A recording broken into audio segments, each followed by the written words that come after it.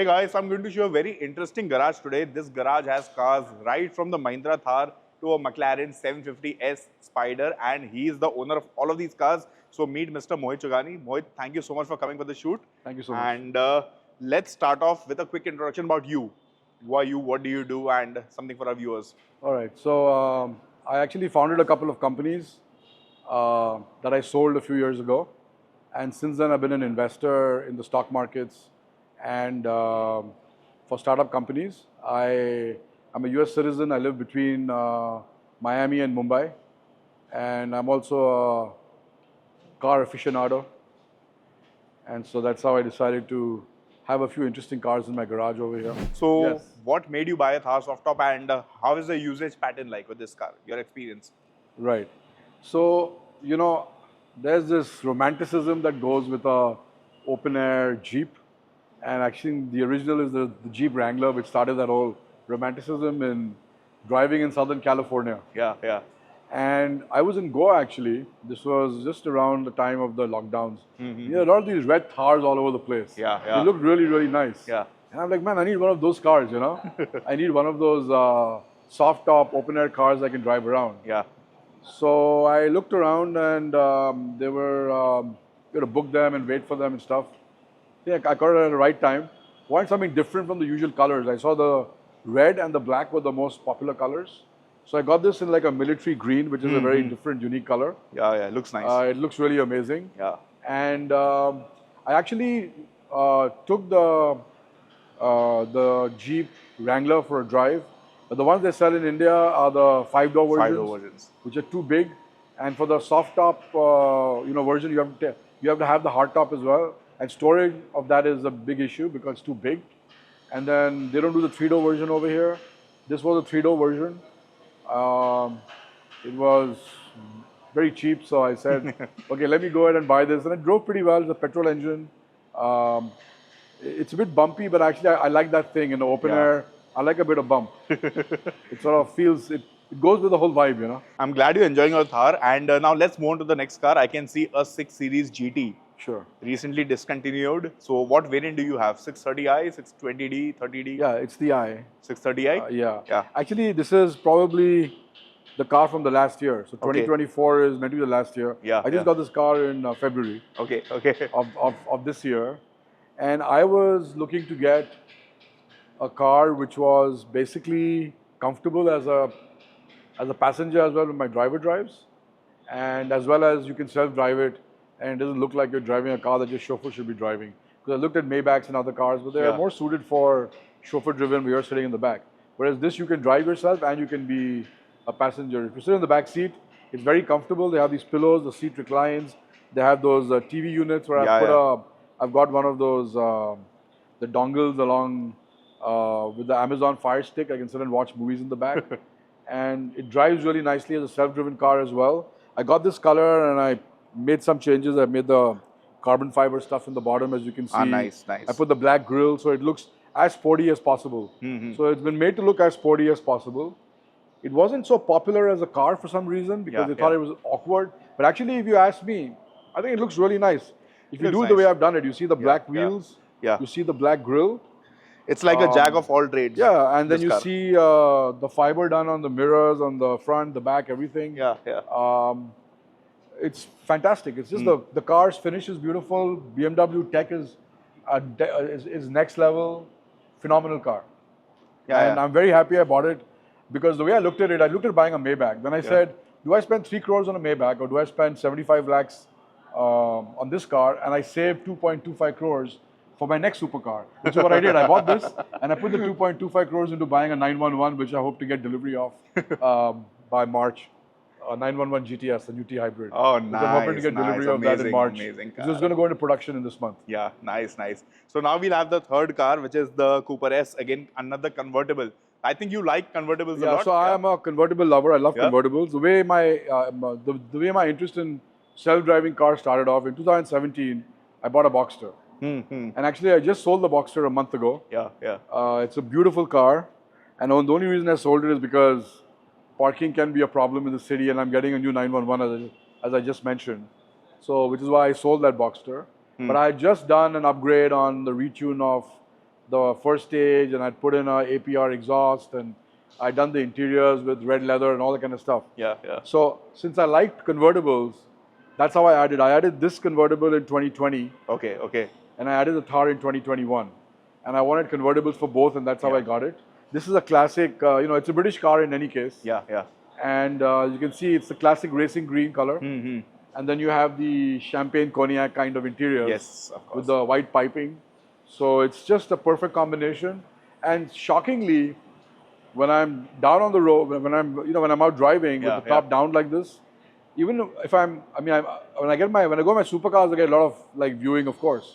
But when I go in this car as well, everyone's taking pictures, asking me what car is it, beautiful car. Just the way you put the whole car together normally. It's a fun little car. You can push it hard wherever you want. Exactly. And a lot of it depends on how you spec a car as well. Yeah, yeah. If you spec a car right, it just looks better than everything else, And I always take a lot of pains to spec my cars properly. But I never try to buy off-the-shelf cars. Okay. I try to spec my cars so I get as much you want something as what I can. Exclusive, something unique. Yeah, unless they have something that I exactly want, more like 90% matching what I want, getting it immediately, then I would do that. Nice. So now we'll come to the exciting cars in your garage. We have, I can check out 3 supercars right here. Yellow, orange, red. You have everything. Yes, I like bright colors. I'm a colorful personality, people tell me. So I can see it that. matches me. So let's start off with the first car. I can see it is a Ferrari 488. Yes. So what is the story behind this car? How did you acquire it, and how's the experience been? Right. So, after I got these cars and I had the Porsche Boxster, I was looking at getting another car. Yeah. And I was looking at a BMW Z4. I was looking at a Jaguar F-Type. And a friend of mine told me, dude, stop wasting your time on all these cars. You want to just get a supercar. Yeah, get a Ferrari or a Lamborghini or something of that sort. Yeah, yeah. And a friend of mine who's also is into cars. Yeah. Just a few weeks later, I was in Dubai actually, and he sent me this car which was available at BBT. Yeah, yeah. And it was beautiful. The car looked fantastic, good condition, and I knew the previous owner. Okay, okay. So that also helped. And I bought this car. It's a 488 2017 manufactured. Beautiful spec. It's beautifully spec'd. It's got extra carbon fiber on the sides as well. Car's in perfect condition. I just had the 190-point check done at Ferrari. They said the car is in super condition. You've got a nice number also with the car. Yeah, the number matches the model. I got that 4880 number. But it's a fantastic car. It's very loud for starters. Yeah, yeah. So it's their first V8 twin turbo cars when they moved up from the 458. It's a fantastic platform on which they built the Pista, and then they went on to the F8. Yeah, yeah. And that was like the last V8 mid-engine, sports cars, and then of course they've gone now to the 296, which is a hybrid, and which I've also ordered, which I expect to get. Hopefully, you've got a lot of exciting cars coming up in your garage. I can see that. Yes, yes, I do. I am very excited myself. They add a bit more color to my garage. So now we have the second supercar. This is the Huracan. Yes. What is the exact variant? So this is the Technica. Yeah. And this is what I would say is the swan song of the sports car of the Huracans. Yeah. Because any issues or feedback they've received on other Huracans has been fixed in this car. Compared to the Aventador, etc., it's a really fun car to drive. It's an easy car to drive. Yeah, yeah. It's a double clutch kind of system and everything. And the most important thing is the NA engine. The NA is all getting phased out. The V12, which is still NA, is a front engine car. Yeah, yeah. This is the last mid-engine true sports car, which is NA, and it's also done now. Okay, as a pure ICE. So it's too good. And this was a car that was produced by them on their 60th anniversary. So it's a 60th anniversary car. It's got a 60th anniversary badging inside as well. When I got the number, as you can see, so I like the number 69. It's a fun number. Yeah, yeah. And 60 for the 60th anniversary. Yeah. So that's the car number. So how many kilometers have you done in the Ferrari and in the Lambo? So the Ferrari has 20,000 kilometers on it. When I bought it, it was 14,000. So I've done 6,000 kilometers on that. Oh, nice. And on this one, it's about 3,500 or 3,700 kilometers. Oh, okay. Is what I've done. This is only 1 year old. This car, actually, I took delivery of this car in Italy, in Santa Agate at their factory. I did a factory delivery of theirs. So how was the whole experience of that? The experience was phenomenal. Yeah. They were very gracious. They have a program which is unique to them, which is that you can take one of their cars, because if you have a European car, you could drive your own car out. But since you don't have a European car, this car gets shipped out to India after you actually get delivery of it. But after that, they give you any other car of the same spec, and you can drive that around for 3 or 4 days all over northern Italy. They give you certain itineraries that you can follow. So I did that. I mean, I was driving this car all over Italy and just had a fantastic time. I actually got to drive the car, understand the car, experience the car. Phenomenal experience. Great car. What could be better on the Technica and what could be better on the 488, according to you? So in this car, I would say, it corners really well. The control is super. The sound is fantastic. Everything is great. The suspension is a bit stiffer. I would like the suspension to have an option. I believe the Urus has it. I'm not sure. They have the settings. Yeah, you have these suspension modes on the Urus. So you should have one suspension mode that's a bit softer in this car. So it's your option. As far as the 488 goes, the sound is phenomenal. The looks are gorgeous. Very classic Ferrari Italian look. Just a little heavier car.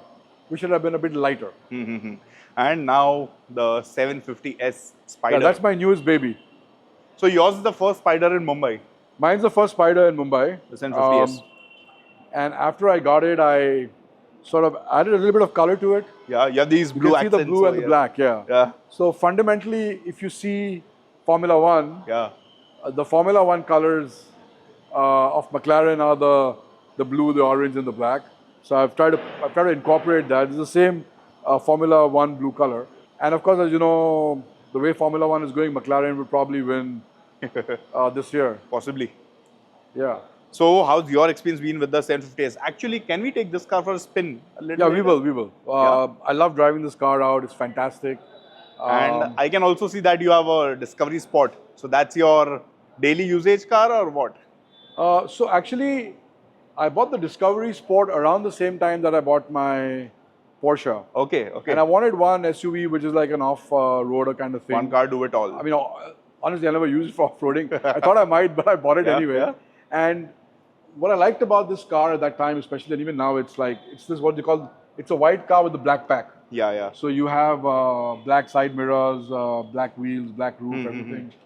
It just looks beautiful. It's a great car to also own in the garage. So apart from cars, is there anything else that you are keenly interested in? Yeah, so I'm a big watch collector as well. Oh, okay. And if you see traditionally, Yeah. watches and cars have always gone together. Yes. Watches go really well with cars and sports. Yeah. And so I've been an avid watch collector, more so from 2021 when we had lockdown. Yeah. So I have a pretty big varied collection. I've been covered in a few watch magazines and things of that sort. Oh, nice. But what I've done is I've got a few watches down here for you guys to see, which are That is specifically something linked Okay. to cars. Like there's a link between the watch and the car. Yeah. So can we have a look at those watches? Yeah, please? sure. Yeah. I've got them here. So we have some really cool looking watches over here, and each one of them has a story related to cars. So let's do one thing. Let's start off with the one on the left, the Doxa. Should we start with that or start with what's on my wrist? We'll actually start with this one. Okay, all right. 69. So what I have on the wrist is a Louis Moinet. It's called Time to Race. It was one of the watches, the model, which was shortlisted for a GPAG award, which is like the Oscar Awards of watches. The numbers are unique. You can choose the color of the watch. I chose red because I bought it at the same time when I bought the Lamborghini, which is red in color. And the number 69 matches the license plate. It's a unique number to me. So now nobody else can get the 69 in this color. So hey, it's all 69. All right. So now we come to the watches over here. This is the Doxa. This is called the Army. This is called the Army Edition, the green, the military green, etc. This is Stratton. It's actually a micro brand which does only car-inspired watches. And what they do is they use old parts from cars and they use that to make their watches. That is a Chopard Mille Miglia. It's one of the best vintage car races. Has a great romanticism around it. And it's just beautiful. You see the whole vintage vibe on the watch. It's fantastic. That's an FP Journe, and that is called Line Sport. And it's a very, very light watch. It's titanium. It feels like feather. It's designed, as you can see, like a car dial. The power reserve looks like a fuel tank, and all the other things look like gauges of a car. Starting from the top over there, you have the Monaco, which was made famous, and Tag Heuer is also one of the sponsors of the Formula One. The next one is a Rolex Rose Gold. It's a 2023 Rose Gold Paul Newman version. Of course, that's the Rolex Daytona, which has always been associated with motorsport and connected with cars. The other one is Chrono Swiss. If you see the dial closely, it has like a carbon fiber look, and it's a regulator watch, which means hours, minutes, and seconds are separate. And again, it looks like the dial, like the display of a car. The next one is the Breitling Chronomat, which was the Bentley green, the British racing green color, and they have a tie-up, or they did have a tie-up with Bentley earlier. The watch next to that is a historic 1921 of VC, Vacheron Constantin. It's a driver's watch, known as a driver's watch. When you drive with your hand on the wheel, it's slightly inclined, so you can read the time directly without having to move your hand off the wheel. The watch next to that is the Urwerk, which again has association with cars. If you see the dial, it looks like a speedometer, and then you have gauges that look very like a modern hypercar kind of look. The watch with the black and white strap, that's a Graham. That's the Silverstone edition, the famous British race Silverstone. Again, if you look at the dial, the way it's set up, it looks like the display of a car. Next to that is the GP, the Girard Perregaux Casquette. It's a digital watch. It was again a car driver's watch. When you press the button here, it displays the time, and you can read that while you're driving by pressing on it. The next one is the Renault. F1 that was done, and you can see the colors of a typical F1 racetrack, etc., all in that. Then you come to the IWC. This watch was done a year ago or 2 years ago. It was very popular because it was a watch that was actually used by the F1 drivers. It was developed by IWC in partnership for the AMG Petronas team. The next one is again the F1 watch of Tag Heuer. It's one of the lines. If you see there, the center dial, it looks like a tarmac that you would sort of drive a car on, etc., and the way the chrono is set up. And then the last watch over there, that's a GP again. That's a Ferrari watch. It was a JV that it was a joint thing that they did with Ferrari as a collab. It has the Ferrari symbol on the back and on the buckle. So these are the watches that I've got down today. But of course, I have a lot more watches, and a lot of different watches, but these are specific connections with cars.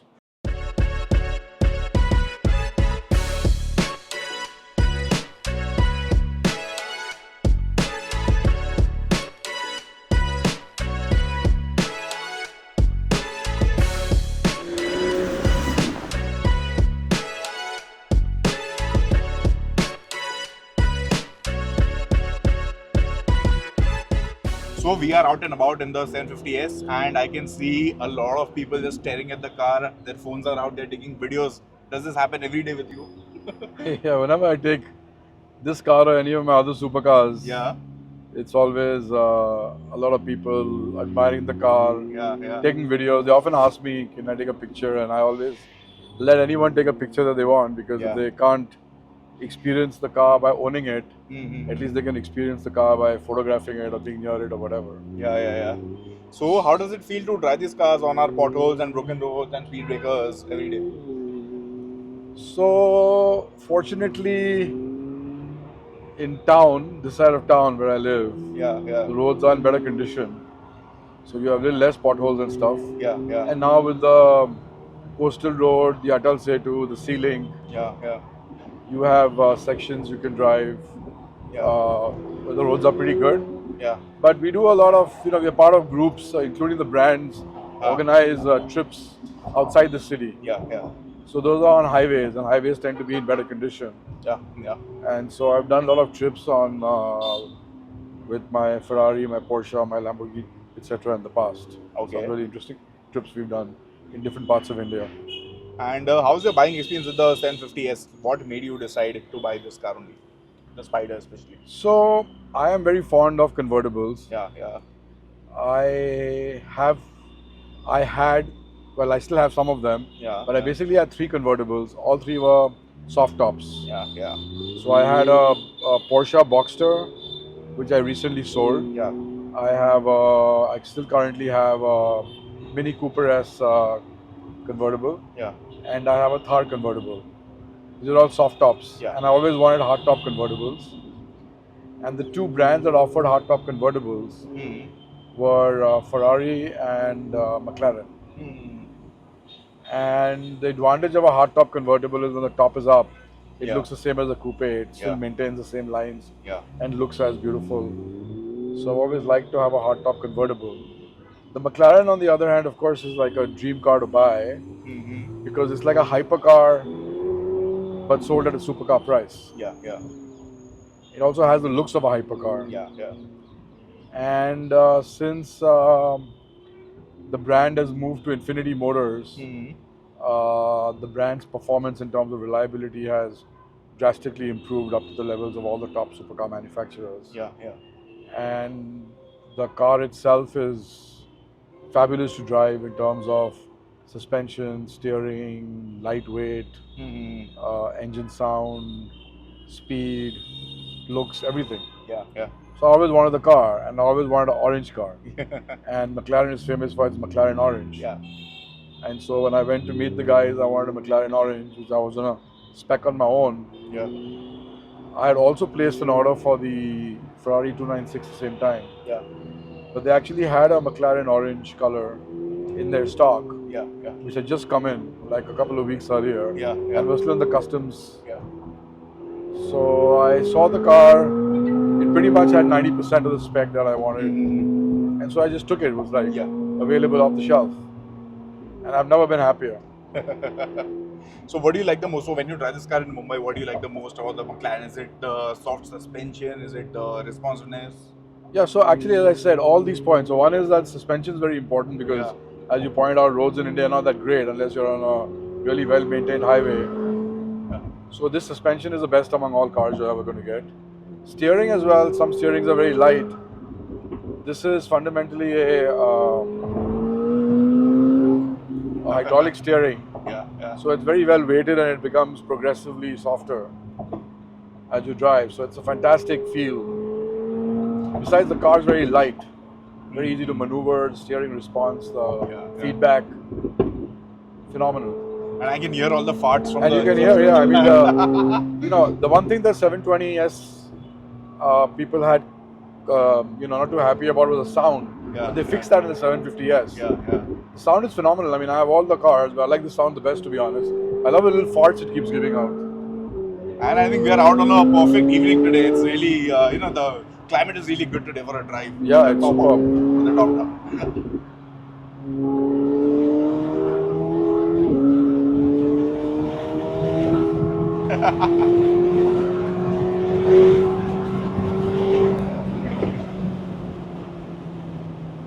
The brakes are phenomenal as well in the car. Yeah. We're doing like 180 and it brakes a short distance.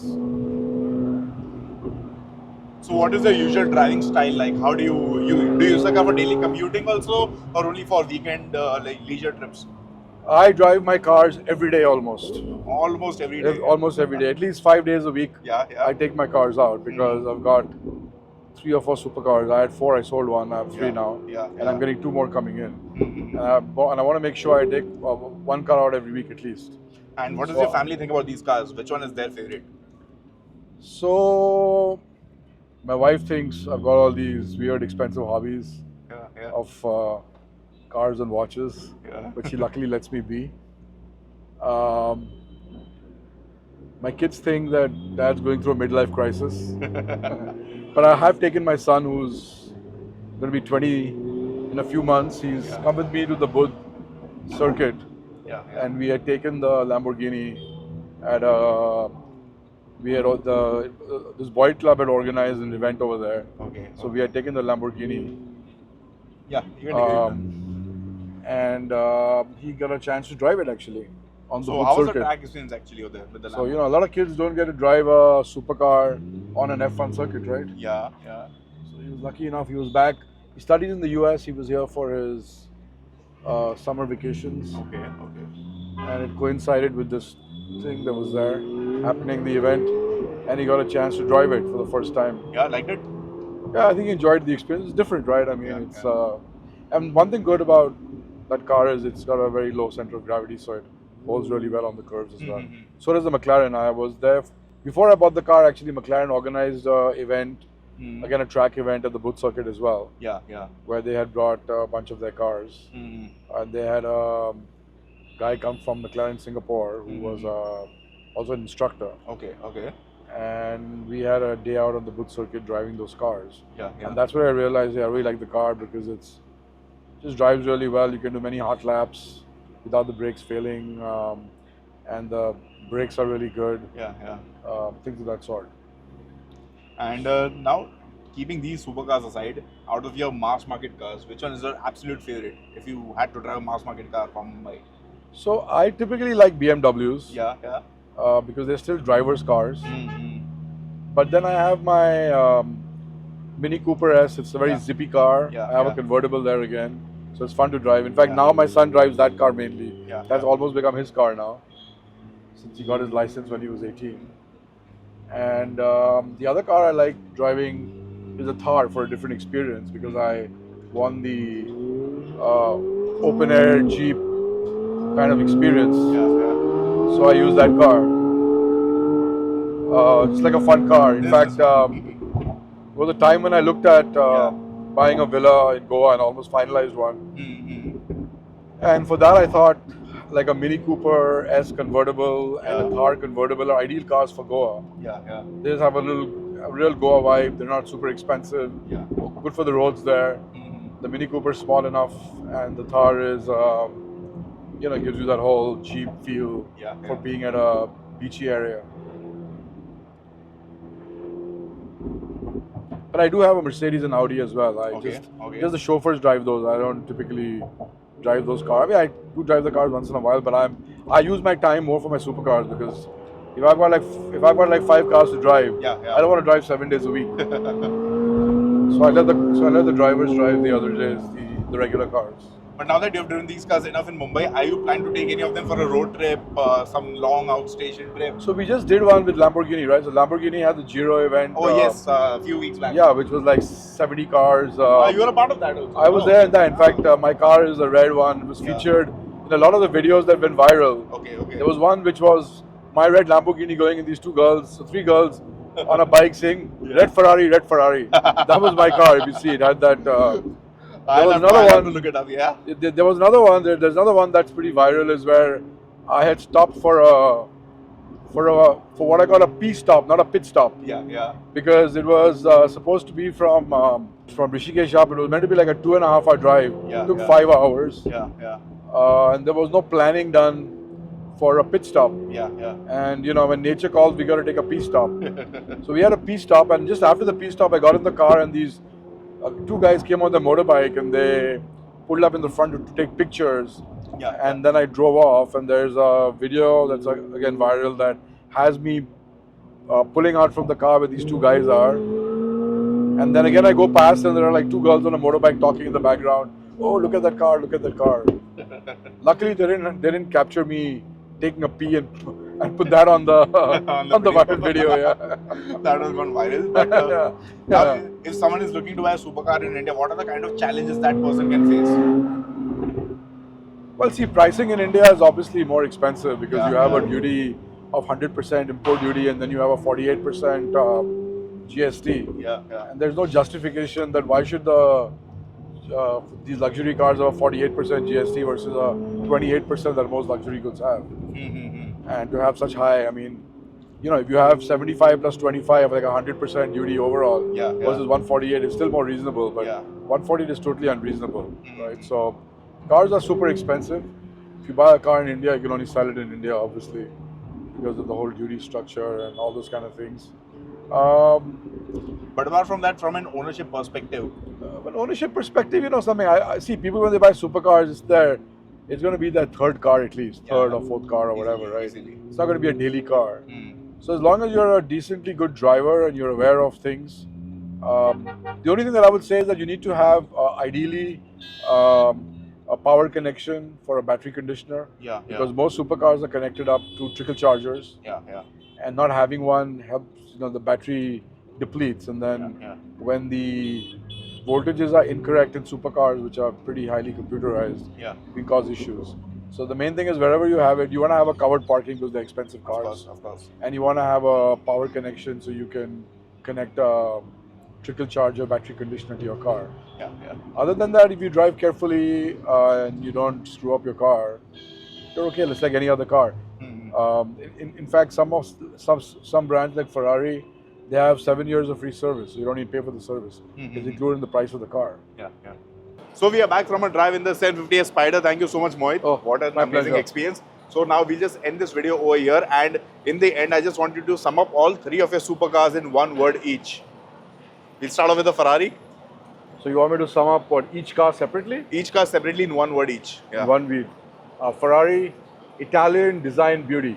Lambo. The Raging Bull. And this. Batmobile. Amazing, amazing. So that's about it. Thank you so much, guys. I hope you guys enjoyed this video. Which one is your favorite car out of all of these? Let me know in the comment section below. And yeah, we'll see you guys very soon. Thank you so much. Thank you.